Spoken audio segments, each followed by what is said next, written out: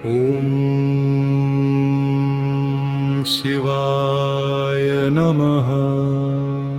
ॐ महेश्वराय नमः। ॐ शम्भवे नमः। ॐ पिनाकिने नमः। ॐ शशिशेखराय नमः। ॐ वामदेवाय नमः। ॐ विरूपाक्षाय नमः। ॐ कपर्दिने नमः। ॐ नीललोहिताय नमः। ॐ शङ्कराय नमः। ॐ शूलपाणे नमः। ॐ खट्वाङ्गिने नमः। ॐ शिपिविष्टाय नमः। ॐ अम्बिकानाथाय नमः। ॐ श्रीकण्ठाय नमः। ॐ भक्तवत्सलाय नमः। ॐ भवाय नमः। ॐ शर्वाय नमः। ॐ त्रिलोकेशाय नमः। ॐ शितिकण्ठाय नमः। ॐ शिवाप्रियाय नमः। उग्राय नमः। ॐ मृगपाणिने नमः। ॐ कपालिने नमः। ॐ कामारे नमः। ॐ अन्धकासुरसूदनाय नमः। गङ्गाधराय नमः। ॐ ललाटकक्षाय नमः। ॐ कालकालाय नमः। ॐ कृपानिधये नमः। ॐ भीमाय नमः। ॐ भीमाय नमः। ॐ प्रकशुहस्ताय नमः। ॐ मृगपाणये नमः। ॐ जटाधराय नमः। ॐ कैलासवासिने नमः। ॐ कवचिने नमः। ॐ कठोराय नमः।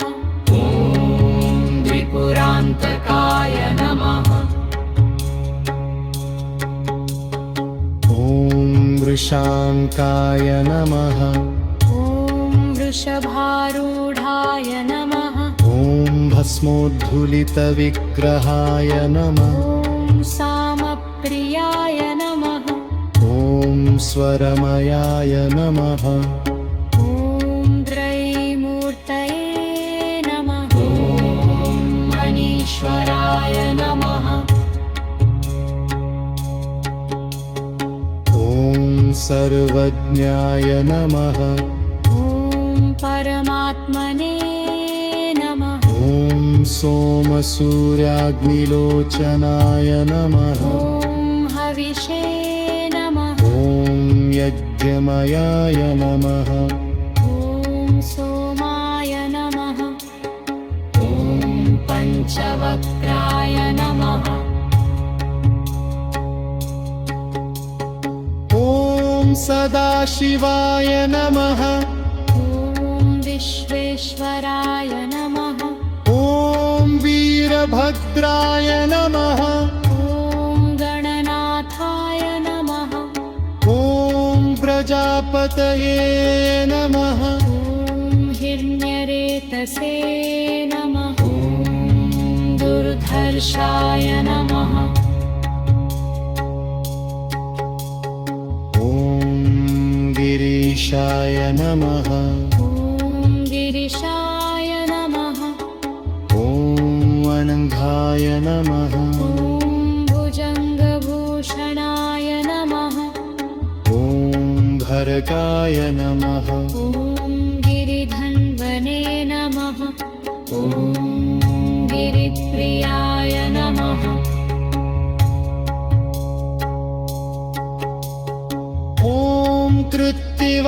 वाचसे नमः ॐ पुरारातये नमः ॐ भगवते नमः ॐ प्रबधाधिपाय नमः ॐ मृत्युञ्जयाय नमः ॐ दक्षाध्वरहराय नमः ॐ हराय नमः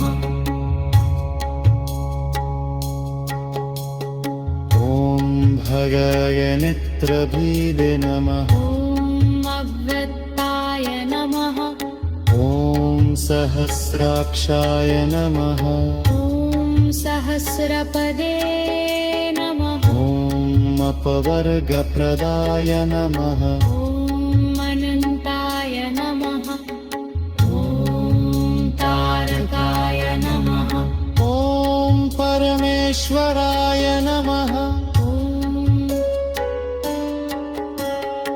ॐ महिर्बुद्ध्याय नमः ॐ दिगम्बराय नमः ॐ अष्टमूर्तये नमः ॐ अनेकात्मने नमः ॐ सात्विकाय नमः ॐ शुद्धविग्रहाय नमः ॐ शाश्वताय नमः ॐ खण्डपरशवे नमः ॐ वजाय नमः ॐ पाशविमोचकाय नमः ॐ रुराय नमः ॐ भुवाय नमः ॐ पशुपतये नमः ॐ देवाय नमः ॐ महादेवाय नमः ॐ अग्रयाय नमः ॐ